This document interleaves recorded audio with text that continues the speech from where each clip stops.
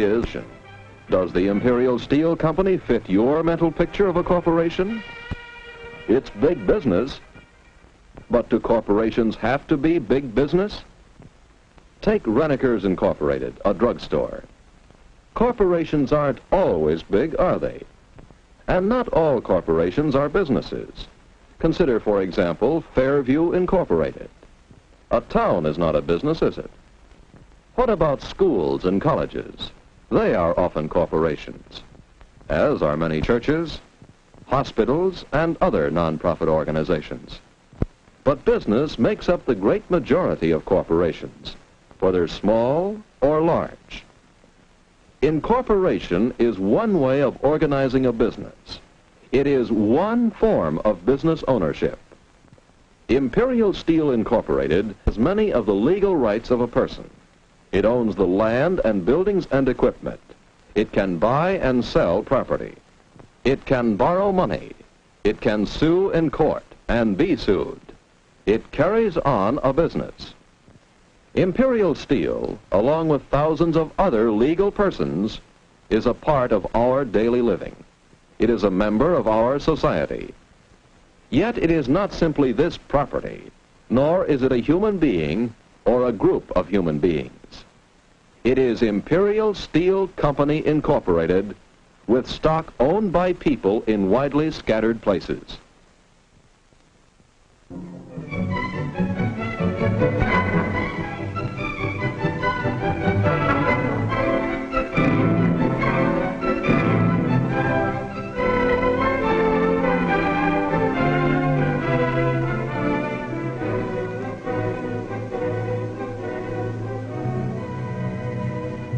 I set a high value on my stock in Imperial Steel.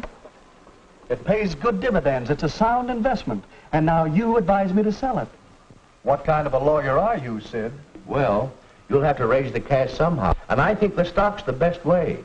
Your books show clearly that the store is in no position to pay for all this new equipment and decorating. So, you and your partners are each personally liable for the whole amount. My partners. You know very well they haven't got anything more to put into this business. Just because I have this stock and a little property, I have to come to the rescue or we'll be sued. Just as I told you when this partnership was formed. Each partner is personally liable for any debt or commitment to the store.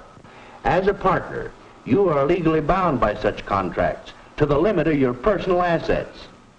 Partnership. How'd I ever get into this? I was a lot better off in the days when I ran the business myself. Fairview Clothing Store. Walter Brown, proprietor. A good little business. All my own. I was a, how do you say it legally? Single proprietor. That's it. I ran the store the way I wanted to. I could do as I pleased. And I collected all the profits. That's the way to run a business, on your own. A single proprietor. But you had difficulties in your one-man store. Your good location attracted business, more business than you could handle alone. Besides waiting on customers and receiving and stacking goods on the shelves, you had paper trouble, sales slips, bills, invoices. Man, did you need help. And suppose you got sick. Where would your one-man business be? Not only did you need the kind of help you can't hire, you needed additional capital to carry a larger variety of goods. I needed partners, you said. Now I'm on the spot because of partners. Walter, I still say a partnership was best for your kind of operation at that time. You remember, it was fairly simple once we found the right people, dependable men who had cash to invest and could do some of the work you needed. There was Baker. He had saved a little money while he worked 10 years as an accountant for a wholesale company. You knew you could trust Baker. He'd make a good partner. He'd invest his cash and work as an accountant for a share of the profits. And then there was Johnson. He could also invest a little money. And his experience as a clothing buyer for another company made him a valuable partner too. We knew they'd work hard for the business because each had a personal interest in making it go, as well as the ability to do the work that had to be done. So you were partners in the Fairview clothing store. And with their cash and their help, you were able to expand a little, take on some additional lines of goods.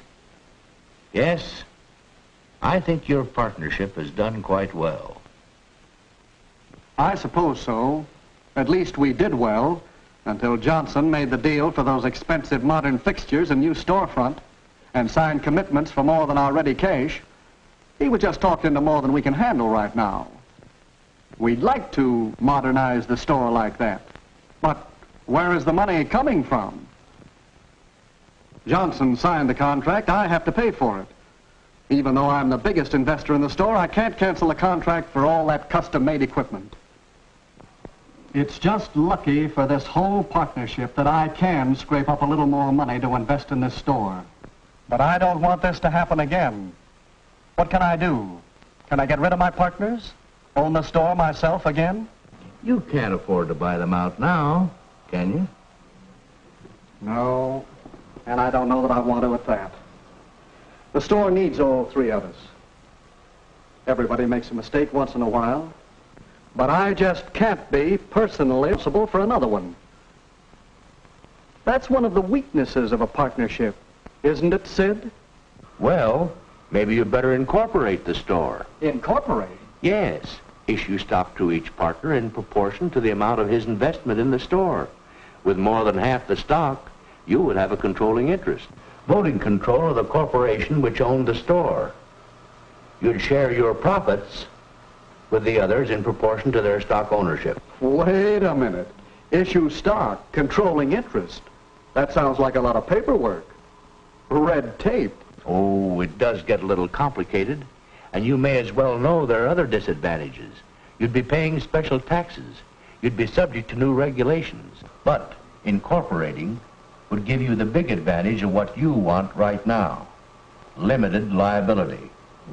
Look, here's how it works. You start with a group of people who want to invest their money in a company. Then these people apply for a charter as a corporation. The state government issues a charter to that corporation. Now that corporation operates legally as an individual person. It is not a group of people. It is under the law a legal entity, or the same as one person engaged in business. And that person is responsible for the debts and... Look here a moment. Here is the Fairview clothing store as it is now, with the three of you as partners. Suppose you all agree to dissolve the partnership and incorporate. The stockholders will elect a board of directors. In this case, as largest stockholder, you can select a board of directors, yourself and your partners, who will vote to make you president of the corporation. Legal and complicated. But if you say it's necessary, and it will let me, the corporation, what to do, I'm in favor of it. And it will mean that none of the stockholders can be held liable for any more than his original investments. Sure. That's what we mean by limited liability. Well then, I think it's a good idea. I do too.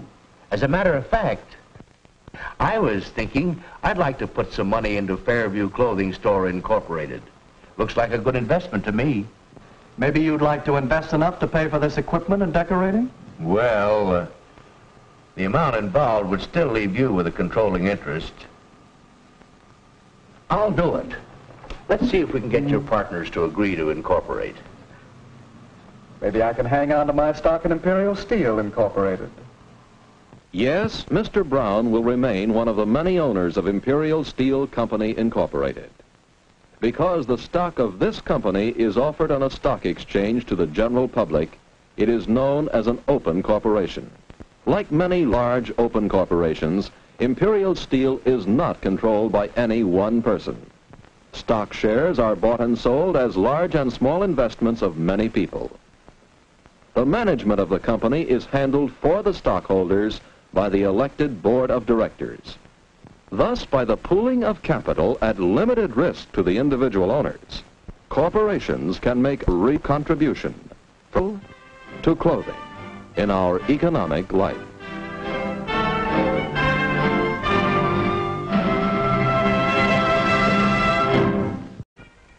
But do corporations have to be big business?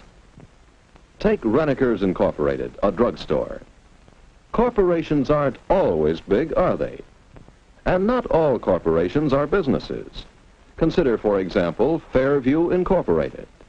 A town is not a business, is it? What about schools and colleges? They are often corporations, as are many churches, hospitals, and other nonprofit organizations. But business makes up the great majority of corporations, whether small or large. Incorporation is one way of organizing a business. It is one form of business ownership. Imperial Steel Incorporated has many of the legal rights of a person. It owns the land and buildings and equipment. It can buy and sell property. It can borrow money. It can sue in court and be sued.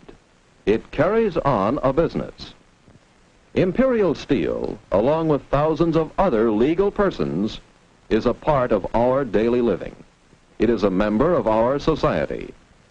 Yet it is not simply this property, nor is it a human being or a group of human beings.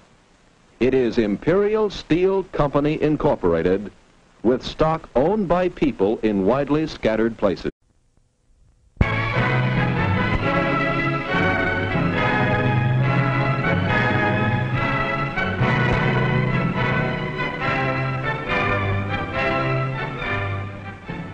What is? Does the Imperial Steel Company fit your mental picture of a corporation? It's big business.